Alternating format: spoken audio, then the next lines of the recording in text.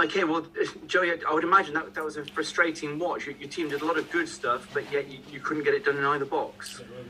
Yeah, I mean that's where the game takes place. Unfortunately, we huffed and puffed at the end.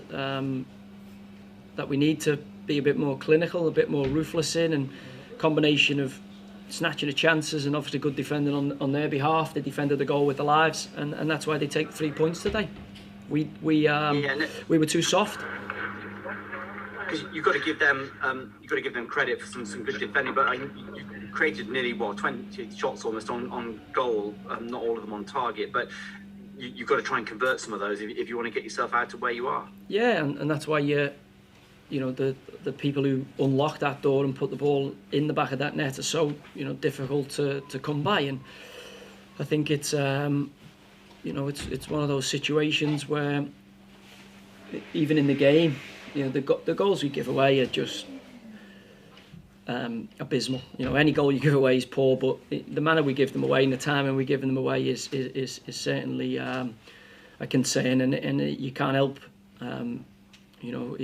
the front side of the team unless you can keep the back door closed, because it takes the pressure then off the lads at the other end. And effort second half and application second half, the lads kept fighting right to the end trying to get back in it, but today it wasn't good enough.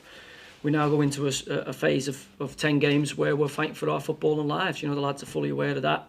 We're trying to climb Everest, and those that can come with us, great, because the higher we go now, the altitude, the air gets thinner, and if we've got any passengers, they'll cause casualties along the way. So Monday morning, we might lose one or two because we can't have any dead weight trying to summit this mountain that is in front of us for our League One survival.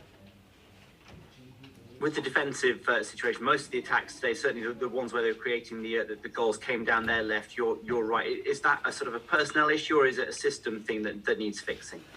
Well, I think you have to, go away from it and analyse it. I'll have to go back and watch the game as we do, and I'll probably have a better answer for you than the emotive kind of touchline response. But clearly it's an area for concern. I didn't think there was a dangerous spell in the game, really, up until their first goal. With anything, we were the side looking more likely to create or certainly score a goal. And, the sucker punch, I felt we were too deep in the first 20 minutes. Then the second goal we give away is really poor. So we make a change at half time, and I thought we were better second half, but the damage was done. You can't give goals away at any level, certainly not two of them. And the fact that these goals, when you're playing well in matches and then conceding, keep happening, is that a psychological issue? Is that the players not quite being good enough? I think it's a cumulative totting up of probably multiple things. We've obviously got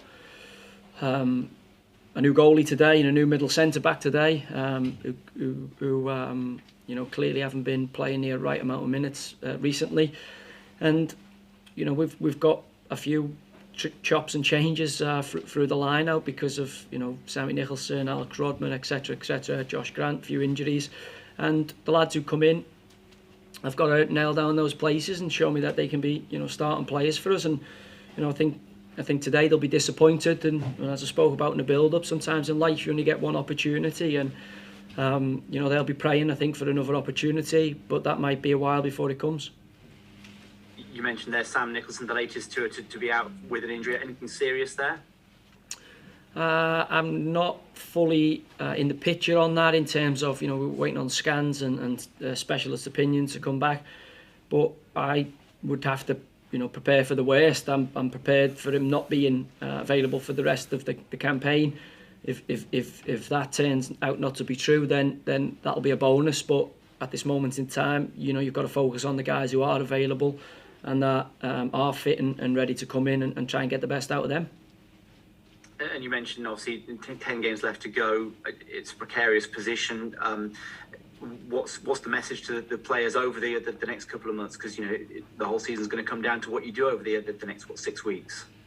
Yeah, I think everyone's aware of what's at stake. We're fighting for our football and lives. When you're fighting for your life, you have to approach it with a certain aggression, with a certain desire. and I don't feel, certainly there's moments in the game where I don't think that was at the required level, and that's disappointing. The players ultimately take to the pitch and they have to execute, and when it goes well, they get all the plaudits, and when it doesn't, they have to take the flack that comes with it. So performance-wise, second half, that kind of fight, that kind of level of effort to try and get back in the game is something that we can certainly take out as a positive. But moments in the first half, we cannot afford to have many more like that for the next 10 games, because if we do, we'll give ourselves a very, very difficult task. We've already got a difficult one.